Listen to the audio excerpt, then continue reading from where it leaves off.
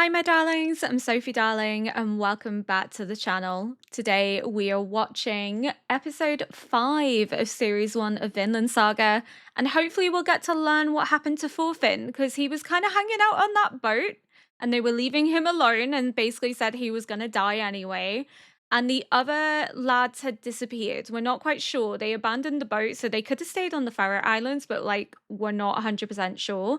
But I wonder if we're going to maybe see a bit of a time jump, if we're maybe not going to see much of how Thorfinn gets back home. If he gets back home, it could be that he starts his revenge journey now and is embarking on that even as a small child. But we are definitely going on a revenge journey, especially after that brutal portrayal of his father. So it's going to be a very, very interesting ride seeing Thorfinn's anger conflict with his father's teachings. And if he comes to reconcile himself with forgiving those that he harbors hatred towards, if he can learn to be the man that his father wants him to be, instead of being forced to become a man of violence due to his father's death. It will definitely be a fascinating watch. I can see why people wanted me to watch the show. It has been incredibly enjoyable and I have been loving every single minute. So without further ado, we're going to get into episode 5. 金の受け取り場所ってのはそう焦るなよ。もうすぐだ。And Thorfinn's still alive, still going. His perseverance is something else.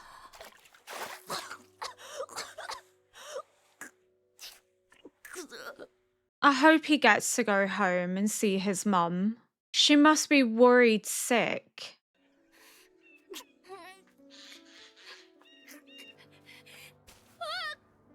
He's so resilient.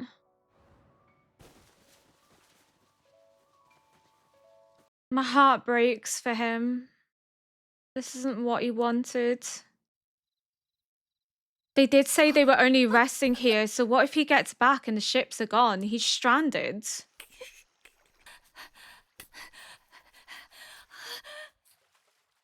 Water. That's what he needs.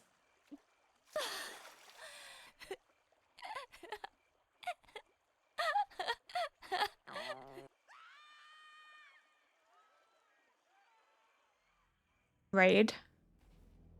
Yeah. Raid. おい、逃げんな。動くと痛えぞ。一人も逃がすな。しくられたら面倒だ。Jesus Christ. The brutality of it all.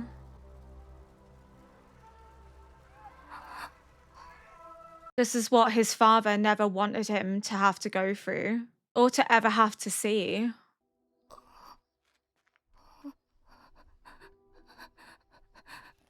So much death and destruction, and for what?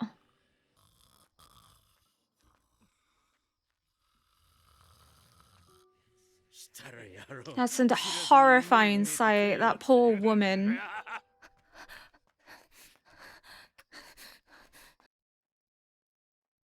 He's found who he's looking for.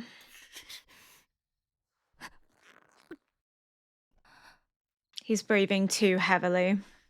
He's gonna get caught, obviously. He knows he's there.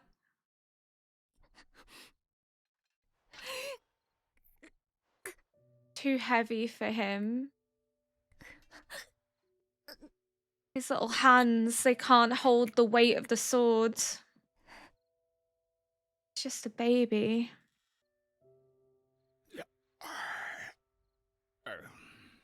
なんだよ、眠らなかったのか？ああ、小林がうざったくてな。購買？ Thorfinn. なんだ？生き残りか？いや、あれだろ？息子だろ？ヨウムのトロルの。ああ、まだ生きてたのか。あ、しゃっぱ I think he thinks it's dishonorable to kill him in his sleep. お前に決闘申し込む。どうすんだよ、アシュラッド。めんどくせえ。あのまま寝首かいてりゃよかったのによ。俺はトールズの息子だ。 Not a thief in the night. He has to face his adversaries head on そんな卑怯なことが with honor. できるか。いいぜ、来いよ。 Can barely hold the sword. It's literally half his size.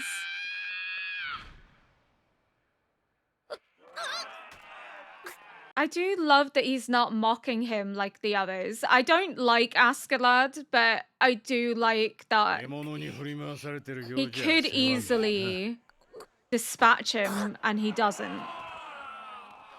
He doesn't mock and berate him like everyone else does. He at least understands and possibly even admires his resilience and strength in a way that the others don't. 例のものは確認した。約束の金だ。こいつはどうもご丁寧に。不老貴の旦那にもよろしく伝えといてくれ。そういえば伝言を預かっていた。伝言？トールズの最後はどのようだったかと。ただの普通の死に様だ。 Lies. He was honorable. あれ生きてたの？ Of course he is. 顔だな。食うか？ He's not a dog. 我慢は体に毒だぞ。 I think he's too much pride to accept scraps. あ、 But it's part of his learning journey to rely on himself for survival.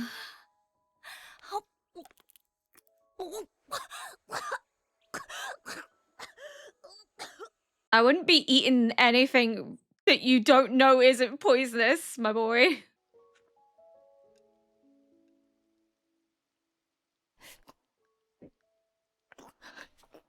Poor Finn. I really hope he gets home to his mom. Again, she must be worried absolute sick. She didn't even realize he was on the boat hiding. 立派な最後じゃった。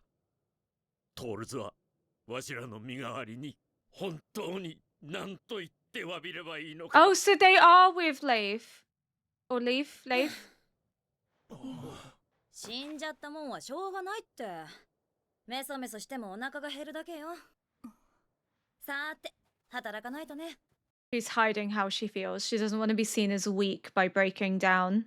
But I think they also kind of knew that potentially わしが必ず見つけ出す。 this could 何年 happen. かかろうとも。 How did he get away though? Like, how did they not recognize where he was? 大丈夫ゆるば。まあ、男手がないと忙しくてね。だっしゃい Jesus. I think this is her way of 母上。 coping, is もうすっかりいいわ。 taking care of others around her ゆるばばっかり。ああ。 to be depended 起き upon. ないで。 She wants to be of use. She's definitely resilient and strong. But I think we'll see at night when she can't distract herself with work, she'll let her emotions come through. I think it'll be the night time when everything's quiet and there's nothing to keep her mind busy. もう寝ましょう。まあ、先寝てて。私これ仕上げちゃうから。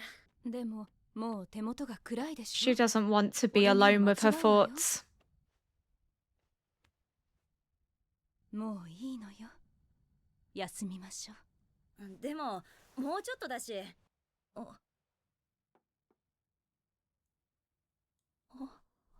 Can't keep herself busy.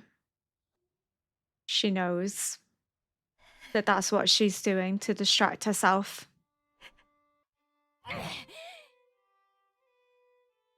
殺してやる。絶対殺してやる。 Oh, the little dark circles under his eyes because he's not getting any rest. His face is becoming gaunt as well. 頑張ってんな。お前ちった剣にも慣れてきたか。お前お前が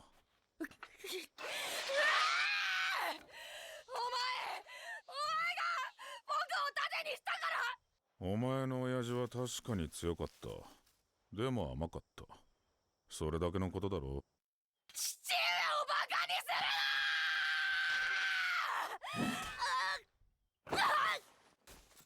Like I said, they could really easily harm this young boy, but they admire him, just like Askeladd admired Thors.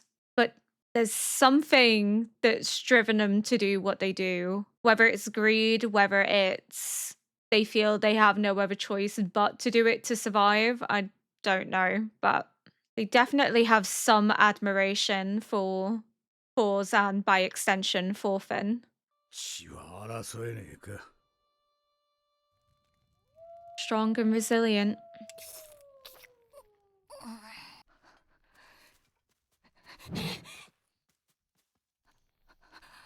His first real test with a dangerous 獲物に振り回さ foe. れてるようじゃ世話ねえな。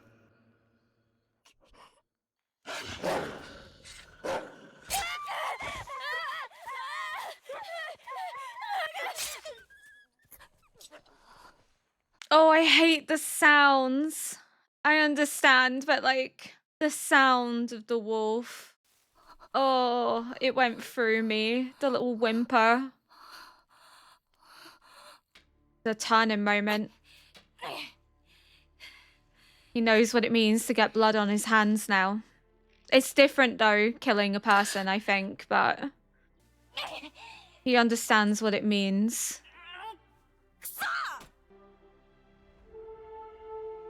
Oh, the music! Can't help but be really proud of him and that what he's accomplishing at such a young age. The desire to survive and thrive.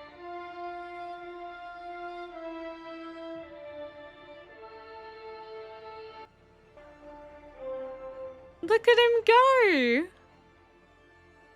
He's learning. And this is all going to be the foundation for his journey for revenge. 誰か来る。ああ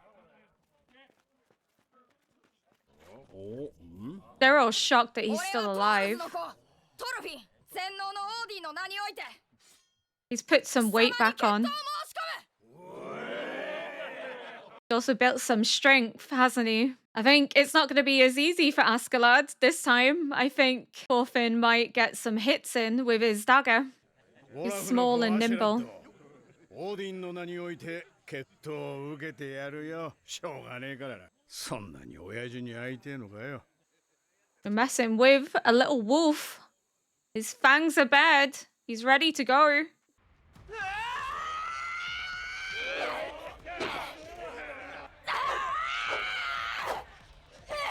He's definitely courageous and has guts in a way not many children his age would have. It's kind of admirable, but also daunting because he's going to get himself into dangerous situations because he's so hot-headed. So he kind of rushes in, おい but おい、なんだよ、もう終わりか。つまんねえな。 again, Askeladd could use the sword, but he's not.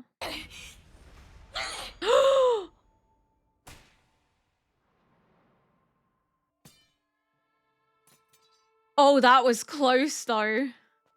やめた。付き合ってらんねえな。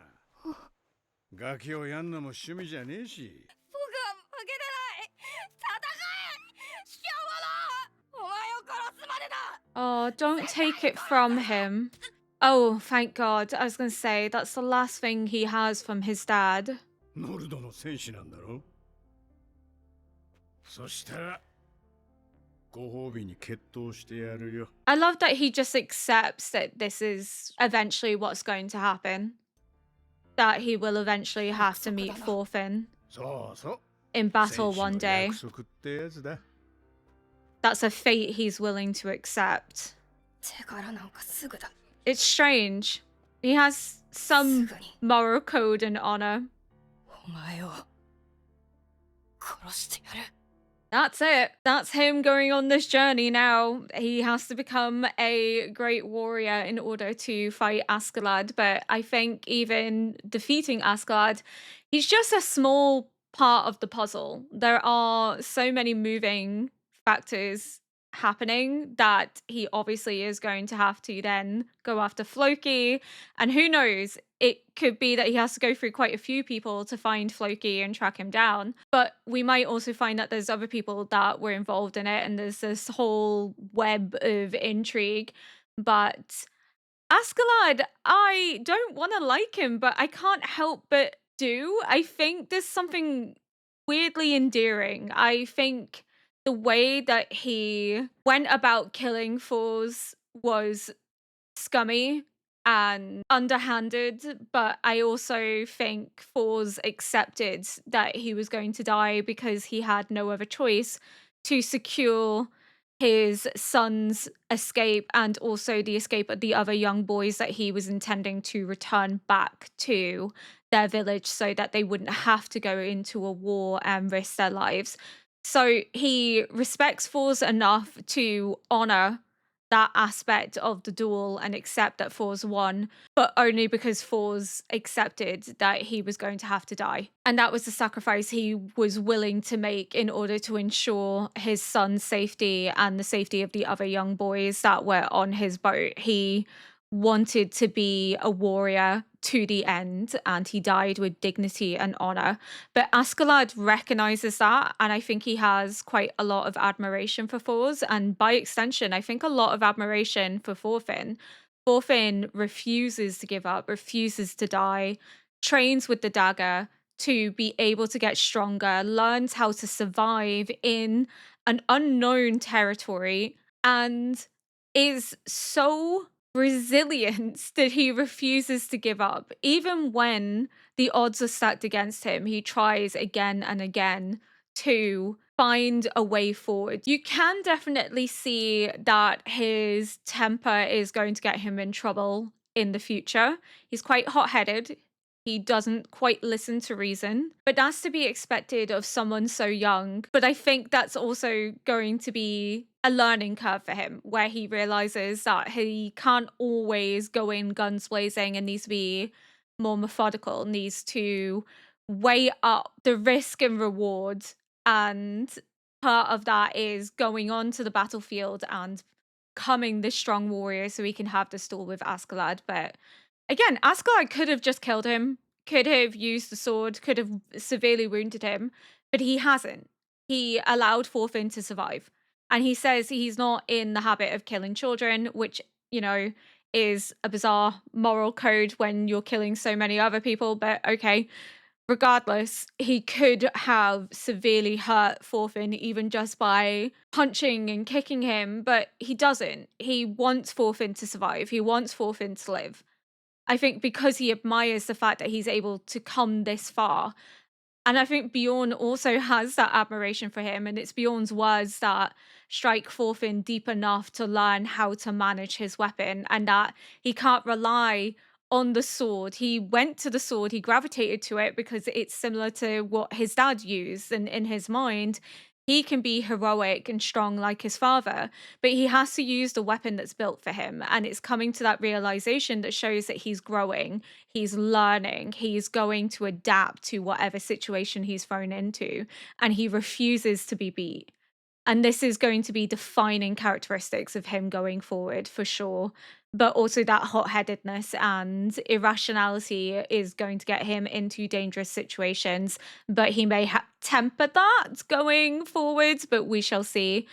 I really do enjoy this show. I hope Thorfinn gets to go home though. His mom must be worried absolutely sick. I don't know how Thorfinn got away from them, but hopefully that gets revealed soon. I hope he does get to go see his mom and sister again. That little insight into the way that Yelva is mourning is such an interesting one because we're so used to seeing characters break down and give in to despair, and what we have here is a character that's mourning in a different way, is occupying her hands so that her mind doesn't think about what she's lost and what that means for her going forward. The fact that her father is gone and her little brother is missing. And it's only when she can no longer occupy herself that she realizes that she can't escape from what's happened. She can't run away from it. It hits her in those quiet moments because that's when she is able to reflect on the fact that her dad has gone. And regardless of whether she says, I never expected him to live a long life anyway, that's still her dad. That's still someone she loves and looks up to. So the fact that she's lost him is definitely going to be an open wound. And Thorfinn used to crawl into her bed and they would cuddle together. So the nights are going to be particularly empty and lonely for her. She might expect for him to crawl in and he's not there. And she has to live with that worry of not knowing where he is, what's happened to him, if he's ever going to come home. But I just found it a really interesting look into the psyche of mourning and loss and the way that not everybody's mind works the same way. The way that we would expect people to react to hearing about someone dying would be to break down, to cry, to let it all out. But we see a different take on it, a way in which it's only in the quiet moments do the feelings hit you because you've kept yourself so busy and occupied and of use to others that you haven't had a moment to think about it. And therefore, you can almost pretend that it's not real. But in the moments where your mind is allowed to freely think, you remember what it is that's happened and what you've lost. I really just want Thorfinn to go home. I hope he gets home. But yeah, I don't think there's really much more for me to discuss with this episode. So if you enjoyed this react, please consider liking, subscribing, and leaving a comment below to help boost this video into the algorithm. And until next episode, bye.